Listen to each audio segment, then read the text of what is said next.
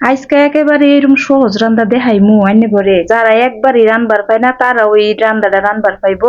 বিশেষ করে যারা ব্যাচেলার প্রবাসী ভাইয়েরা আর যারা মেসো থাকো ছোট ভাই বোনেরা তাগর অনেক কামে লাগবো। এই এক হাত দিয়ে পেট বইরা খাইয়া লইন যাইবো। মাছ মাংস রেখে দূরে থাকো, বিশ্বাস না হইলে খালি একবার রান্না খাইয়া দেবেন যে।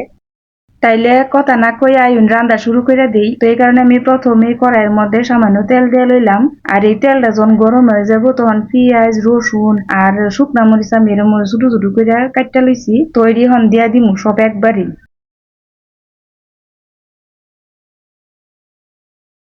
তো শুধুই চামাচ দিয়ে দিতেছি। আমি চামাচের কিন্তু লেঙ্গুটি ফালাইছি না, টেয়া দিয়ে কিনছি না, 750 টাকা দিয়ে কেজি কিনে আনছি, এর লিগার ফালাইছি না, ফালাই দিতাম কে। আর হন দিয়া দিতেছি মশলা, দিয়া দিছি হলুদ সামান্য, মরিচের গুঁড়া সামান্য, ধনিয়ার গুঁড়া সামান্য, আর লবণ দিয়েছি একবারে সামান্য, স্বাদ অনুযায়ী আর কি দিয়া লইছি। আইনে রান্নে গো স্বাদ অনুযায়ী মরিচ আর লবণটা দিয়া লইবেন। আর দিয়া দিমু লাল শাক দিয়া এখন সব একসাথে বালা কইরা লড়াই চড়াইয়া মিশাই লমু। অনান্যরা আমার কইবার ফাইন শাক তো আমরা রানবারই পাই, রানবার তো ফাইন ঠিকই, কিন্তু এরম করে তো রাইন্দা খাইছুই না একবারও। এরম করে রাইন্দা খাইয়া দেউন যে কিরম লাগে। মাছ মাংস রে করবেন যা দূরে হর, আবার একটু লবণ দিয়া দিছি। ওহন এটা লড়াই চড়াইয়া ভালো করে মিশাই একবারে কম আছে ডাইকা ভয় থই দিমু। আস্তে আস্তে এই শাকেতে পানি উঠবো আর রান্দাটা বইতে থাকবো।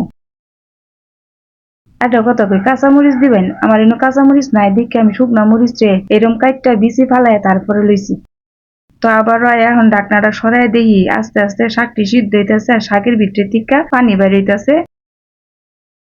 আমি আবারও ডাইকা দিয়ে আরো 2 মিনিট রানমু। বালা কইরা পানিটা আরো বাইর হইয়া শাকটা সিদ্ধ হয়ে যাবো, মাছটিও সিদ্ধ হয়ে যাবো, সাথে যে পেঁয়াজ রসুন দিছি এটিও সিদ্ধ হয়ে যাবো গা।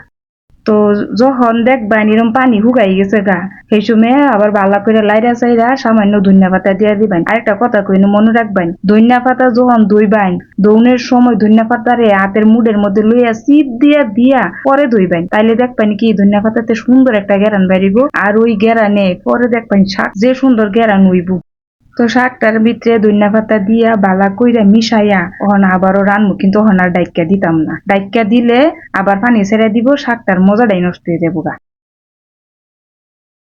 এই যে দেখুন শাকেতে পানি সব হুগাই গেছে গা, ওহন এই শাকটা হইয়া গেছে। ওহন শাকটা আমি নামাই থমু, নামাই থইয়া আবার ওই কড়াইয়ের ভিতরে সামান্য পরিমাণ সয়াবিন তেল দিয়ে দিছি। তেল দেওয়ার পরে 2টা এই লম্বা লম্বা শুকনা মরিচ দিয়া ভাজ্যা লমু।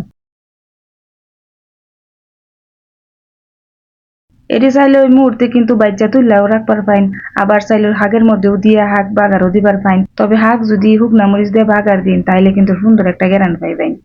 তা আমি কমে এই ফুরন থেকে শুকনা মরিচটি তোলার দরকার নাই, এই শাকটি এমনি ডাইলা দিবেন। আর ওহন দিয়ে দিতেছি সামান্য পরিমাণ জিরা, আমান জিরা দিয়ে দিছি। ওহন দিয়া বালা করে একটু ভাজ্যা লমু, ভাজ্যা লওয়ার পরে অনেক হাকটি যে রাইন্দা থইছিলাম এটি আবার এনে ডাইলা দিতেছি।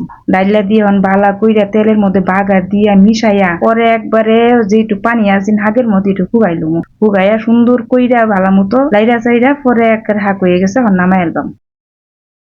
বাইস হয়ে গেছে, অন নামাই এলতাছি।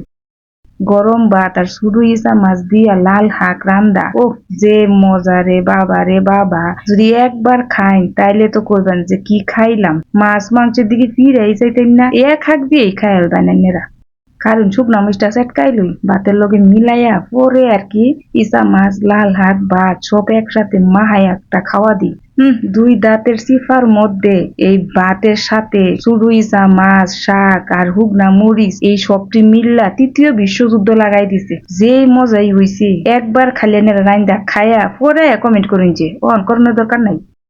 যাও যারা একবার এই রান্নার পাও না তাগর এই রেসিপিটা দিয়া রান্নাটা একবারই সহজ করে দিছি। তবে রান্নাটা সহজ হইলে কি হইব, খাওয়াটা কিন্তু দুর্দান্তই মজা হইছে। আজকে এই পর্যন্তই, জায়গা ভালো থাকবেন সবাই, সালামু আলাইকুম।